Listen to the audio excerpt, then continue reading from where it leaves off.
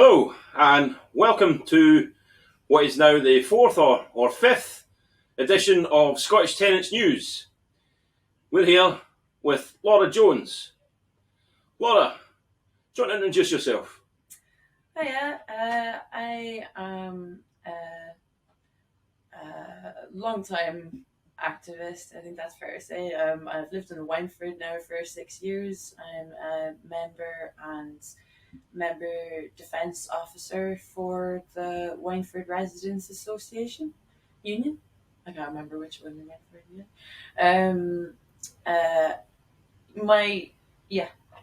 Sorry, that's my introduction. Great. So, how did you find yourself in the Wynford, Laura? I ended up getting a flat in the Wynford, which was like probably the best thing that has happened to me possibly in my life.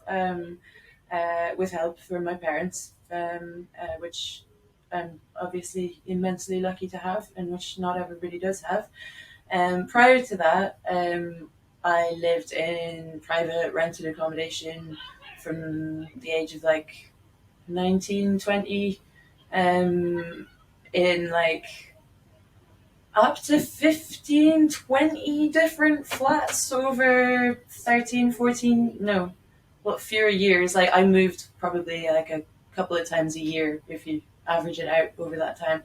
I've lived all over Glasgow, literally all over Glasgow, and I really like living in the Wynford, in terms of the green spaces, the handiness for everything local, and also because it's got a really nice sense of community, which is something that I've craved a lot, because I've moved around so much, and also because I moved around from an early age. So I grew up in a country that wasn't my own, and then I moved to another country that wasn't my own, and I'm not going to say I feel accepted particularly, but people are nice around here. They look out for each other, and everyone talks to you, and takes an interest in what's going on, which, has made a big difference for me. I really like it here.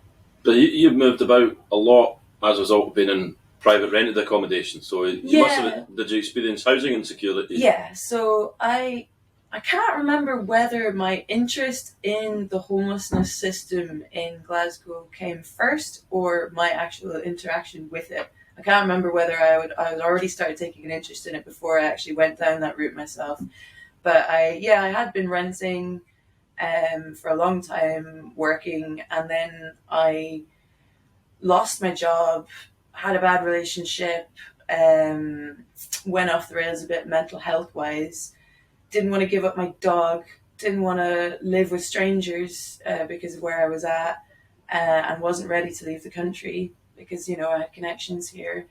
And so I ended up going down the homelessness route. So when you apply, when you register yourself, or when you go and present to Glasgow City Council and tell them that you're homeless, i.e.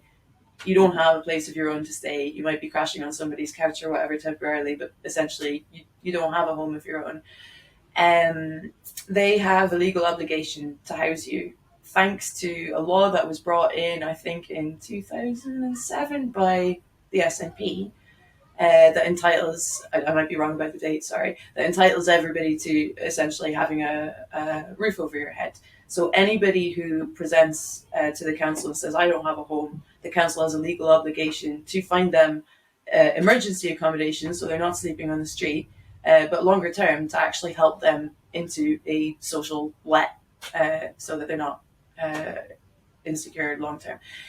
It's a different system. It's different from the usual way that you get on the housing lists, where you would usually apply independently to housing associations, and they would assess you maybe based on your needs. The homelessness system is different, in that there's stock that can be used as emergency accommodation for homeless people. Not emergency, sorry, but that is available for people who have gone through that system. And it's very limited. And actually what happens when people present to the council, when people go to there's a few centres dotted around Glasgow. There's the night centre, which is in the centre of town, that people will go and say I'm sleeping rough tonight, can you find me a place? And then there's also ones that you can go to during the day, where you can say, like, and you will be left sitting there for hours and hours and hours. And I went and sat there a few times myself. And I saw people that, like, at one point I saw a mother with a young kid that must have been sat there for about 5 hours. And it was really quite distressing, just thinking of the situation that she was in. And the kid was really restless, and it was just... but usually what will happen is they'll tell you there's no accommodation available. Mm. This is what happens in the vast majority of cases when people go to the council and say, I don't have a place to stay. They're told there is nowhere for you, and they're sent away. And I don't think that they are even recorded. No. So of the people that do end up being recorded, something like 25% are told there's no accommodation available. Those numbers go up drastically if anything changes, if there's an event like, for example, COP26, I'm sure will have put a strain on it, leading to really bizarre situations where they will actually, the council will sometimes put people up in, hotels like the Hilton at one point, so thus paying extortionate amounts it's bizarre. But most people get told there's nothing available, and then if you're lucky enough, you won't be put in touch with anyone that will help you by the caseworkers themselves, because they're not allowed to do that. Mm-hmm.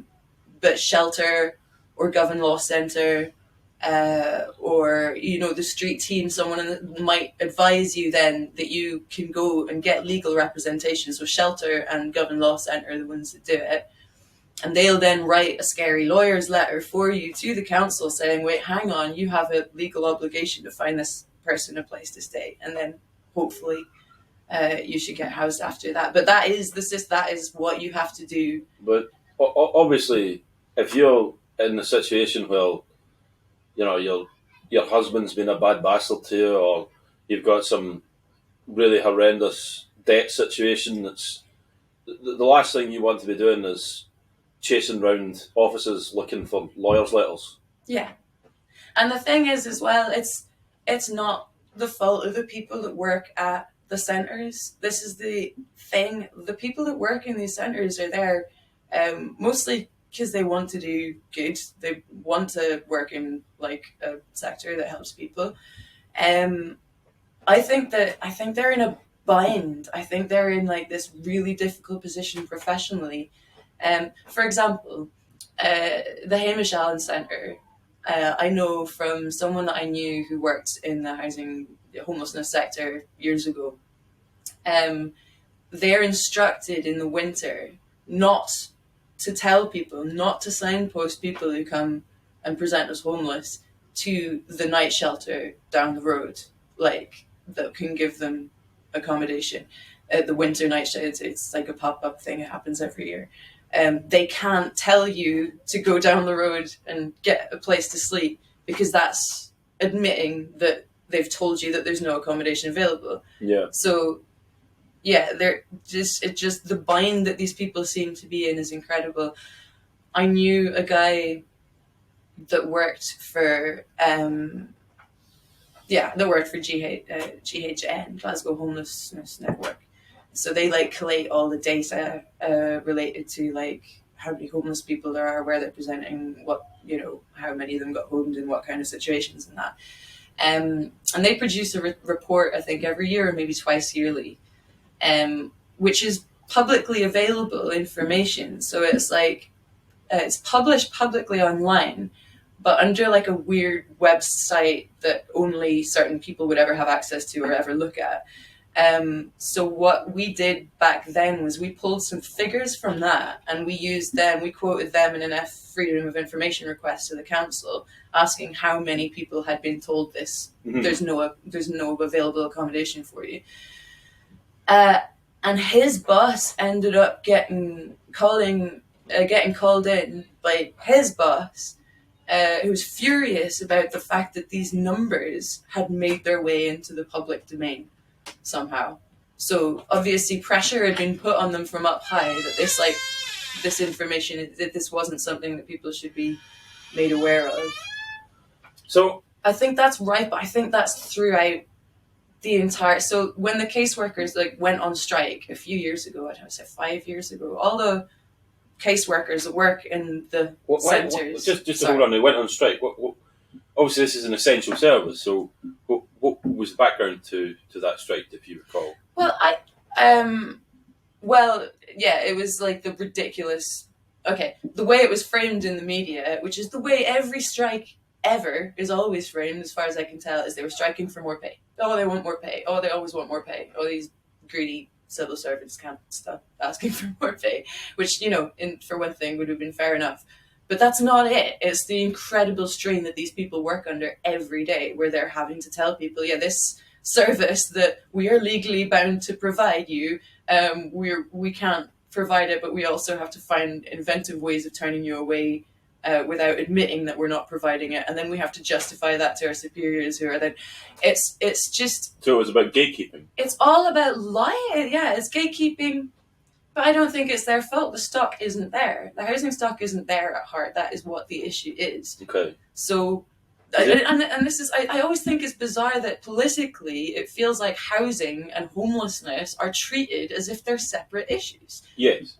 Which is bizarre to me, because obviously homelessness is what happens when you don't have access to housing. So yeah, the problem lots of councils do it differently. Yeah, the problem is we sold off all our housing stock, all our social housing stock, and there is no obligation on social landlords or the people that are providing this. So there's no obligation on them to provide a certain amount of accommodation or a certain standard or certain. So there's no way you can say, oh, you have a legal right to be housed.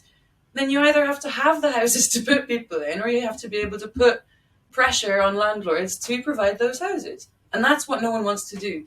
But before we can get to the point where we're answering that question, we need to be honest about the situation in terms of homelessness. Yeah. So after the caseworkers strike, I think the backlog was something like 6,000 untouched homelessness cases. Wow. So that's 6,000 people who presumably were either sleeping on the streets or in extremely dangerous situations or suffering. Or found other solutions.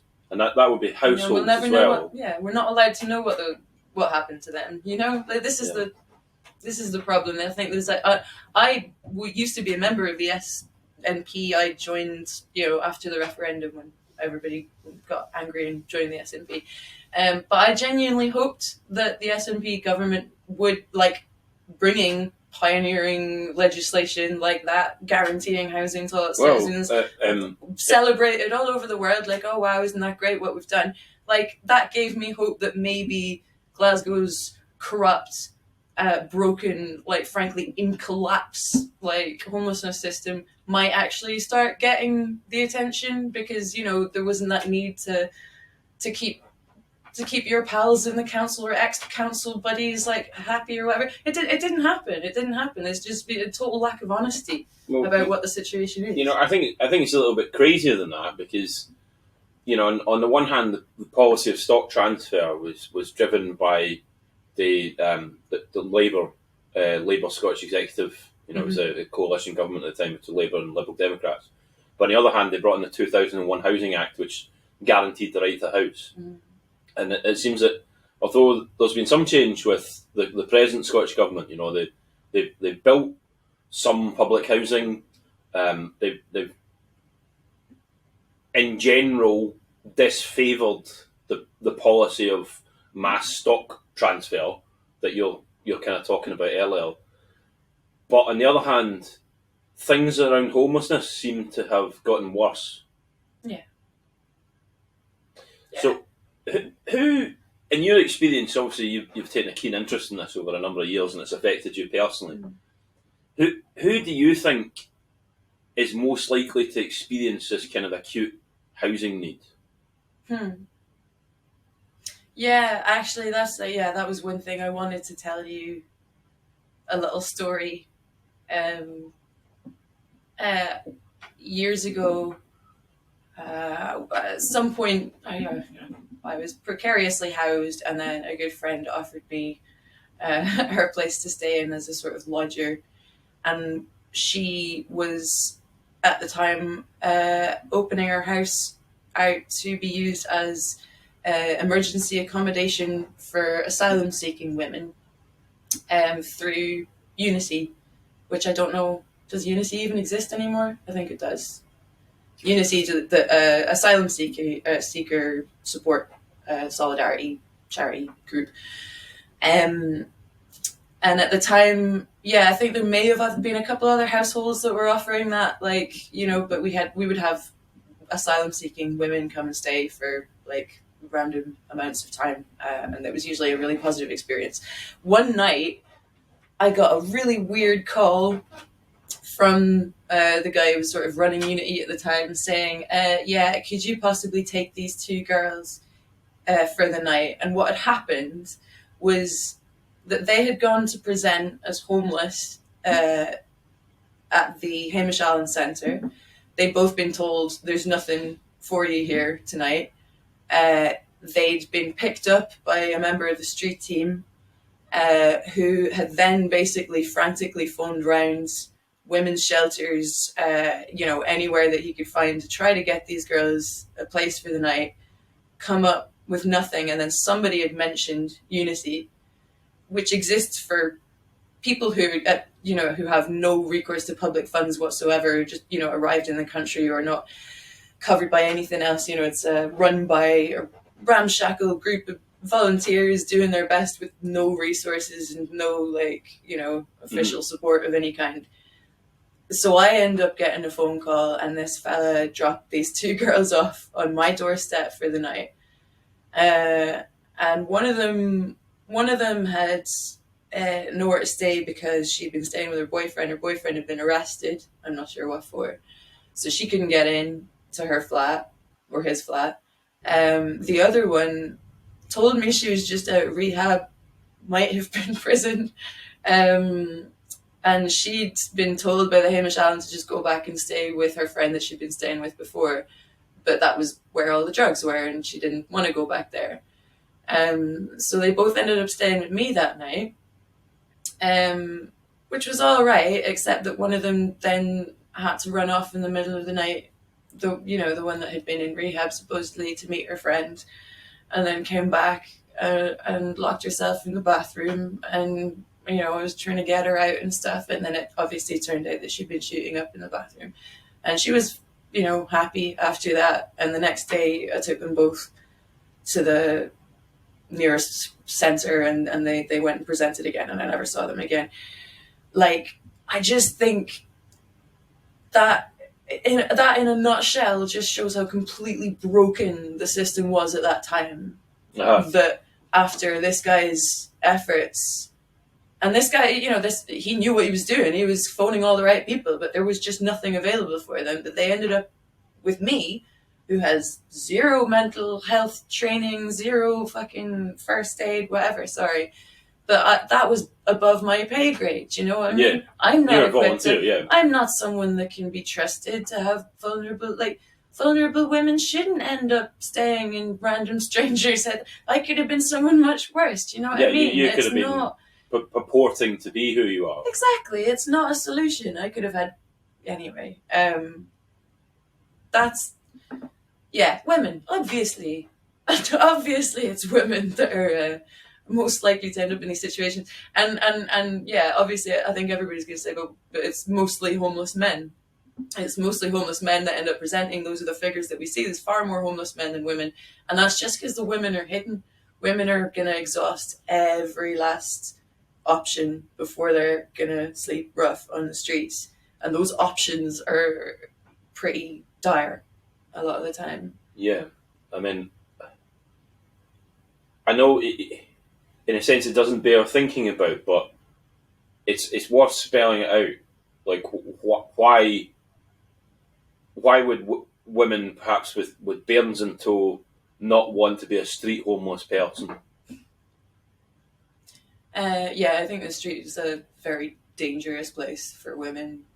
It's a dangerous place for men as well, obviously. Like, nobody should be sleeping rough. Nobody should be exposed to just cold and, violence and all the rest of it.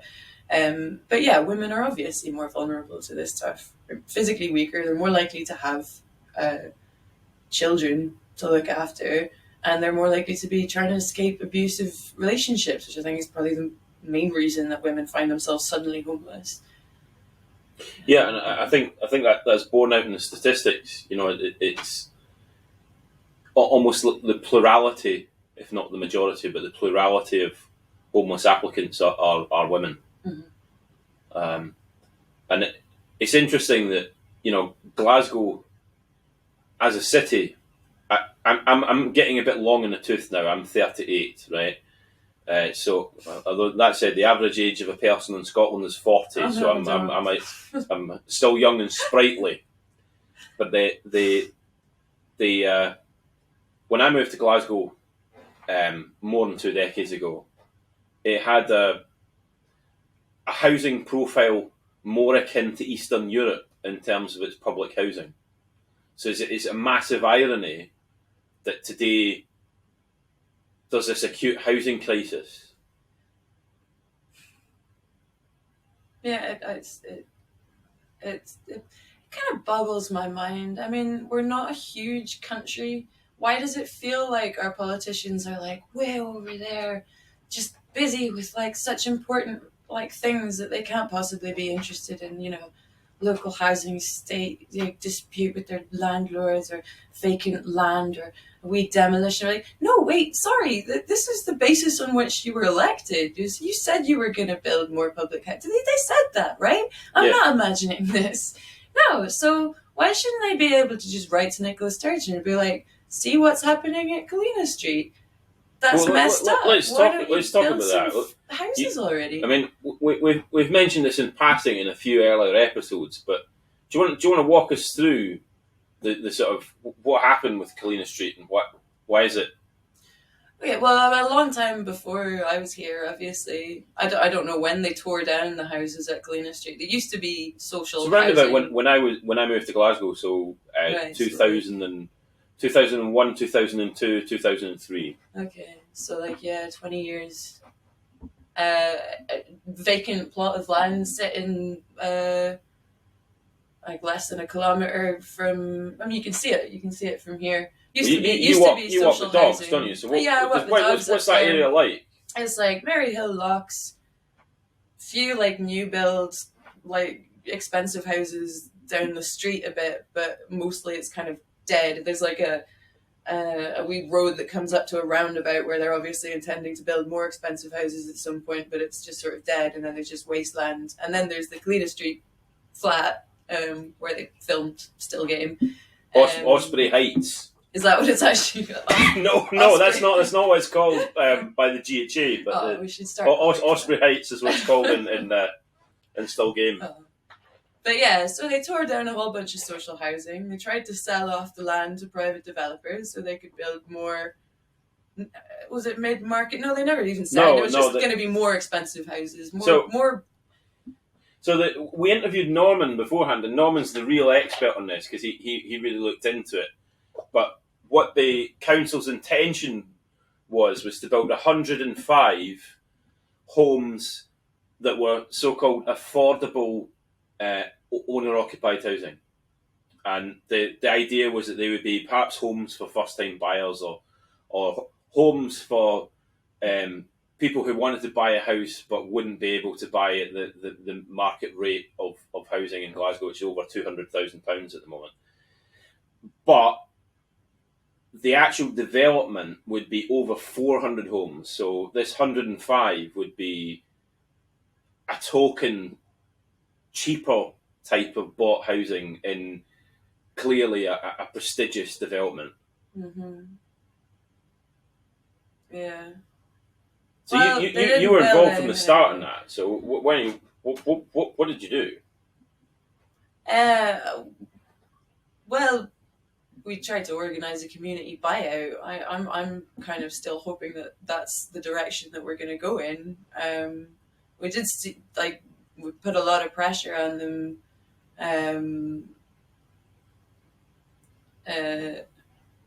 Well, the council weren't for budging. They were really clear that this has to be owner-occupied housing. Mm. But there's no real clamour for £500,000 homes in Maryhill. No, well, anyway, yeah. So that's the demand that we've made from the start. Is like we wanted to stop the sellout of not build ridiculously expensive houses in the middle of a working class community, Maryhill, and yeah, keep that land for actual social houses, which is just what it should be for, because that was what was there before, and it's the obvious thing that we. It's just, but why do you even have to make these arguments? That's the bizarre thing. Is yeah. So we're now having the high flats in the Wynford pulled down. So you're going to destroy yet more homes. But we've How many got homes is vacant. that? That's like 600 single flats of people that are just then going to be scattered to all the dwindling housing stock across the city that everybody else is trying to get access to because everybody's got housing needs. But why are we tearing down homes when we've got a big empty bit of land over there that used to have such? It doesn't make any sense. It doesn't. It's weird, and yeah, I think it's the kind of thing that you can expect your politicians and that to take an interest in at this point, where it gets beyond a certain scale. You know, you're not even just talking about a few houses in one neighborhood or whatever. You're talking about changing the landscape of the whole area so that it's like directed at, building fancy homes for people to move to, like, the outer West End, and pushing working class people into where are they supposed to go? Where are they supposed to live after a certain point? You're like, So some people watching this are maybe unfamiliar with the kind of spatial geography of Glasgow, like what parts mean what. So you mentioned the West End. Wonder if you want to describe that and where Maryhill sits geographically next to that. yeah. Well, I mean, I think of it as the West End. Maybe not everybody does because they have to walk for 20 minutes to get here, and that's annoying. But I walk a lot, so for me, it's the West End. You can walk all the way up the river, from Kelvin Bridge, and you'll be here in 15 minutes. So for me, that's like the West End.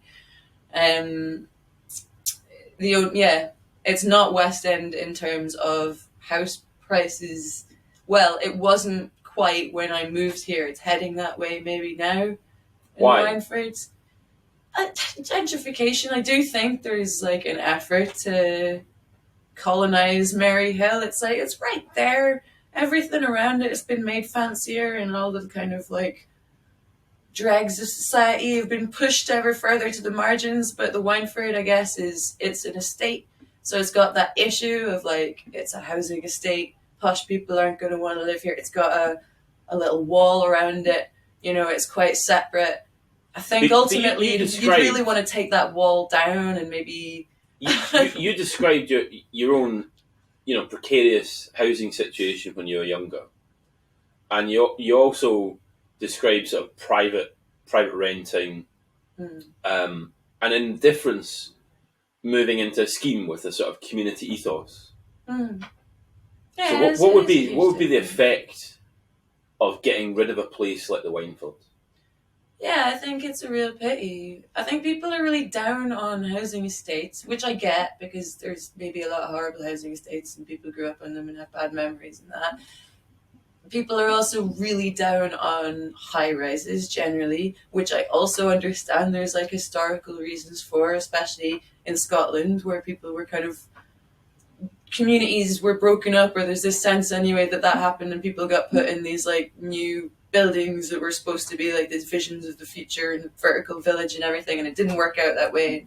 Then crime and heroin and everything happened. But I don't think that's where we're at now as a society. I think for me especially, it always feels like everywhere you go everyone's really scattered. There isn't that sense of neighborhood and community and kind of like knowing who the hell the people that live next door to you even are. Whereas I think the Wynford, because it's still that mix of social housing, it still has a lot. So there's more people who moved out and then moved back to stay in the Wynford, or whose family members stay in the Wynford. Maybe that helps a bit, but I think there's a difference class wise in Scotland anyway. I think working class communities, like it's kind of like the difference between Edinburgh and Glasgow. People are just friendlier. They talk to you more, and they're more likely to engage with you. I don't know. Do you think there's more accountability when a community is stable? Do you think, like, oh, for sure. Yeah, it makes a huge difference. And that's something you definitely notice in the Wynford is people that have been around for a while that have stories and also whose families or friends or whatever grew up in the neighborhood. There is a sense of, like the way we still refer to the shop as Bill's shop when Bill is, none of us have ever met Bill. He was gone many, many years ago, but it's still Bill's shop, you know, or like the cricket pitch, which no one ever plays cricket on, but at some point... It was the cricket pitch for the Highland Light Infantry. Oh, yeah, someone was telling me that. Yeah, when it was a barracks. And yeah, there's people who live here that actually worked here when it was a barracks, you know? And yeah, there is definitely a sense of like, yeah, a permanent, stable community with some level of pride. I'm not going to say everyone's like super... you know, the Wynfords is such an amazing place to live, but there is a community, and I think. But what you're kind of almost describing is like a security of tenure. Now, there's a Scots phrase I quite like. You can mak a kirk or a millie it, right? But when you've got that security, that secure status, which people crave with home ownership a lot of the time. Yeah. When you have that security of tenure, you can put down roots, and you can become accountable. And you can build a sort of civic space. Yeah.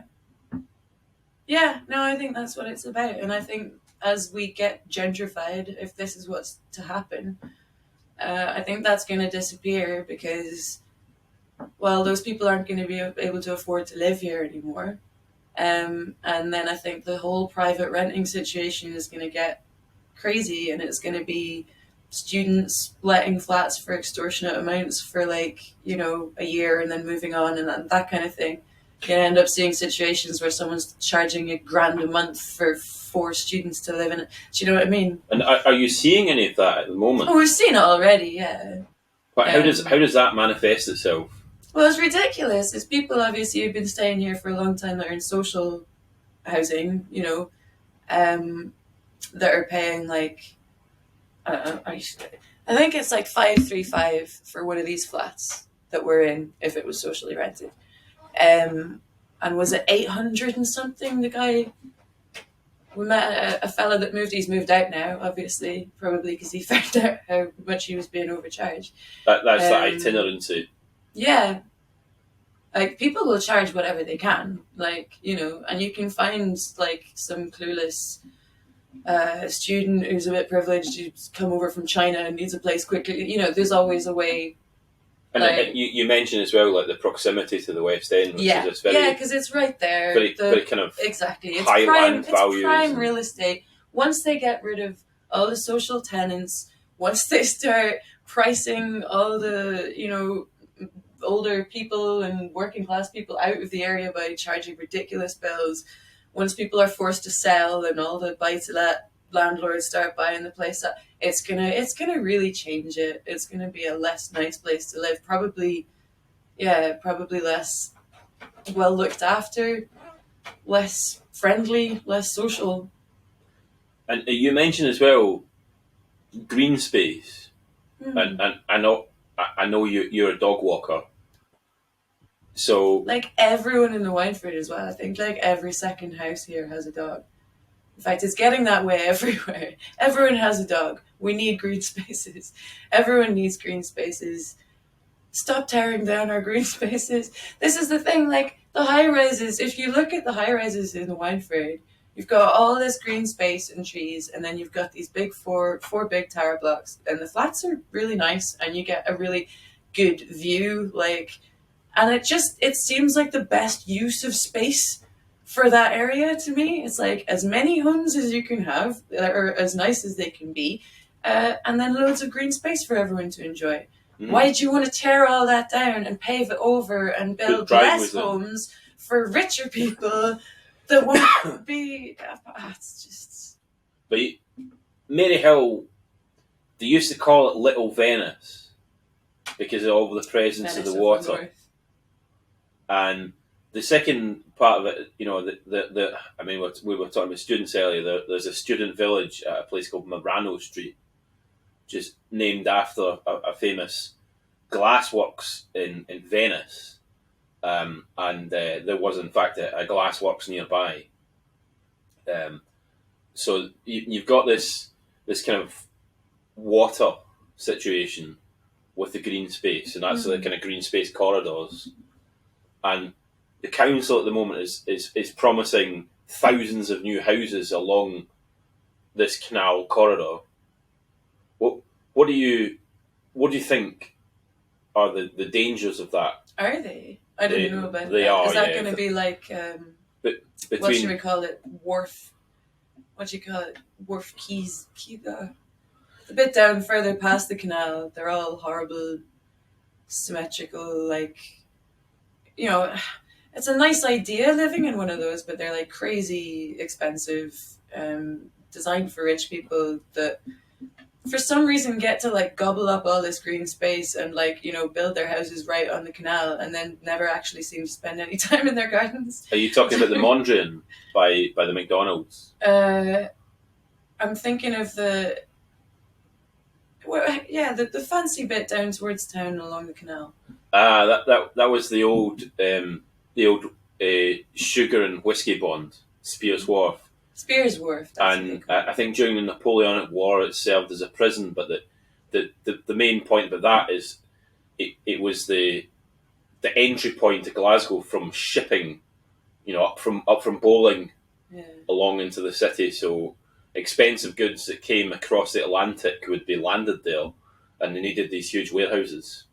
So Spears Wharf was an early warehouse conversion. It was like I think it was 1991 or something like that, and it won an architectural award. But yeah, you're right. The houses, they aren't huge and they are expensive.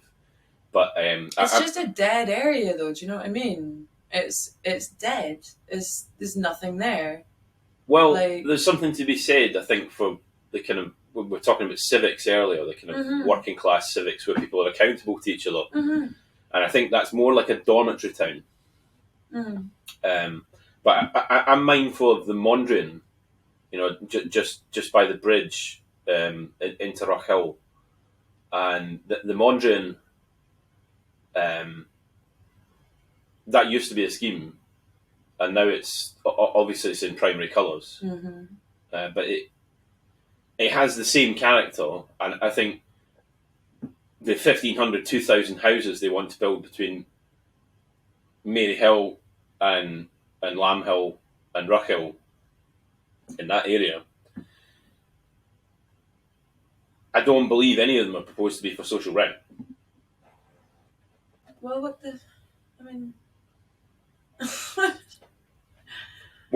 Well, I mean, if you were to take the long view, obviously you've been talking about housing precariousness and precarity. I hate that word precarity, but there's the insecurity, and what that's done to, you know, vulnerable families, vulnerable women, and then we extend. Let's say the arch plan for a kind of gentrification takes place. What would that mean for your community? Well, a lot of people are just going to have to move away. Because already it's like, you know, the people are feeling the squeeze like crazy.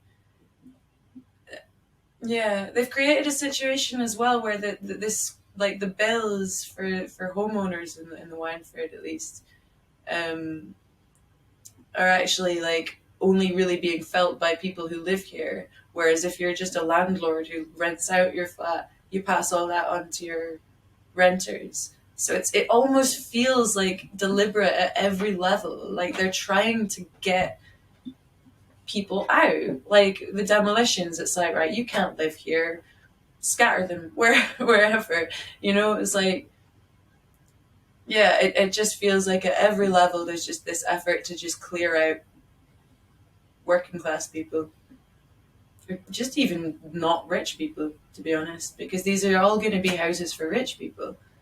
These aren't going to be houses that any, you know, normal two people on a salary are going to be able to afford. Do you know what I mean? Like, what happens to those people? I don't know. I don't know. A lot of them end up homeless, like we've said.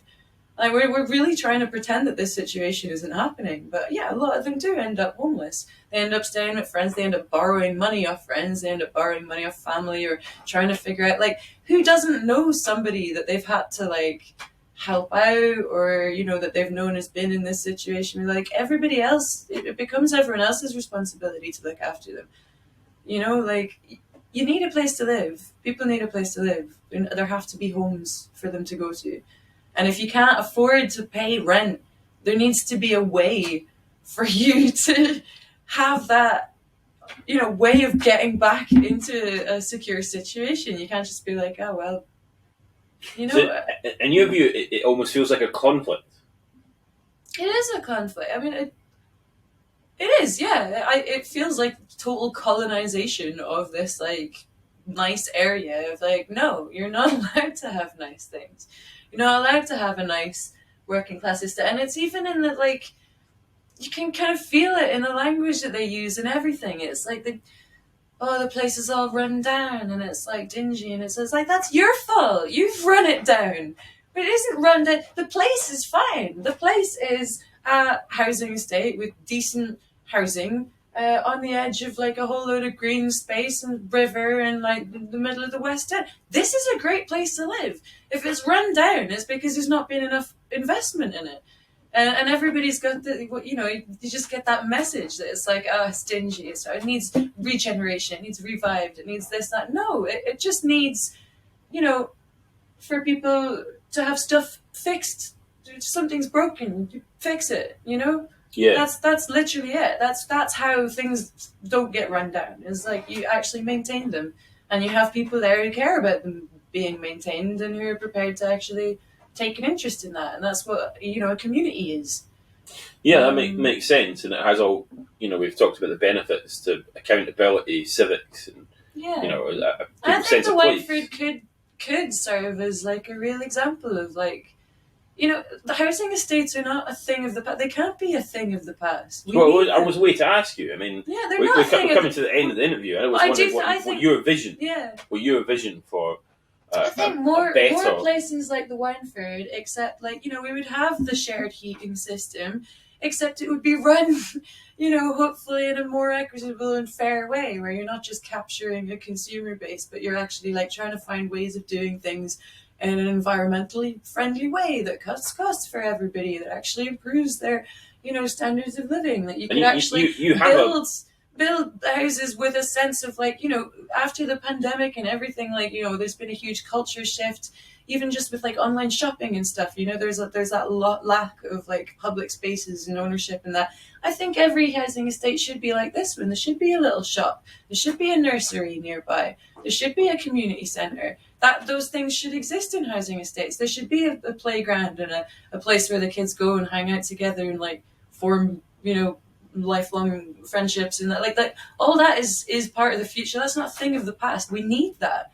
You can't just have people like renting a flat they can't afford in one location, moving to another flat they can't afford in the hope that they might eventually, like, no, people have a right to stop worrying about the bloody housing ladder and be able to actually have a comfortable.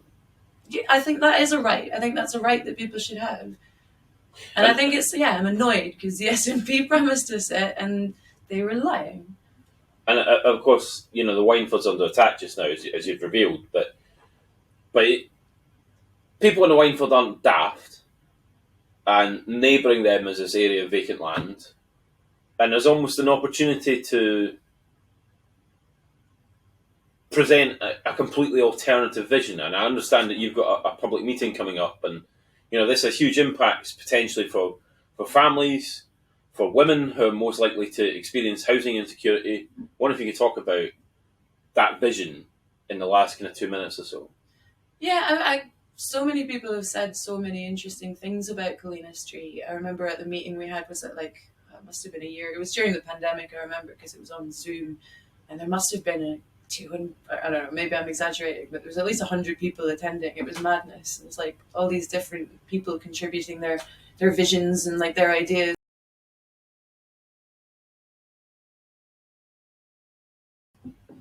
So yeah, people were coming up with all sorts of ideas, examples of like the way various things have been done in different countries. Like there are some really interesting projects. Like housing systems that are designed to like reduce the housing costs for young people, as well as providing like a social environment for older people and stuff like that. Like there's some just really nice ideas out there, but they came up with like, you know, there's been studies done that could show that like we could use a heat pump in the canal to heat, like to generate a huge amount of energy, you know, like, so basically like any new construction happening on that site, like why shouldn't we be using that as an example of like the kind of housing that we should, you know, that we should actually, we were talking about this all around COP26 and stuff, you know, when everybody was, I think that was quite exciting for Glasgow, and there was a lot of people who had a lot of interesting conversations around that time. People are like, yeah, why can't we have environmentally friendly, you know, low cost, like affordable, decent heating for people that, you know, provides a way for the future. Like if we could actually build that into, you know, a future housing system, and then like, you know, we could have, there was ideas about having like using that to fuel, to heat greenhouses, and then you could, you know, be growing fruit and veg. Like the Collina Street building, what is it, Osprey Heights, already has a lovely allotment. There's obviously like a feel in the area, like it's There's actually a small lovely. district heating system there as well, wasn't Oh, there? do they actually? I didn't realize. Yeah, it's very small, but it's you know, people love that allotment. There's a lot of involvement in it, and like, you know, people do love that kind of stuff. And yeah, so why not have all that? And you could have like, you know, a wee like cafe or like a, you know, nursery. You can have a nice play area and all the rest of it, and you can build it all so that it's actually like a space that's a nice place to live, like with a community vibe. Not this constant chasing this dream that we'll all have our like separate, you know, house, mid-market, you know, house with a 6-foot fence, so we'll never have to see our neighbors again. No, that's not a reality for most people. That's not a reality for anyone really. And it never will be. No, like housing estates are the way of the future. We just need to build ones that are proper and maintain them, and continue to have a sense of like ownership, because there are spaces. Amen to that.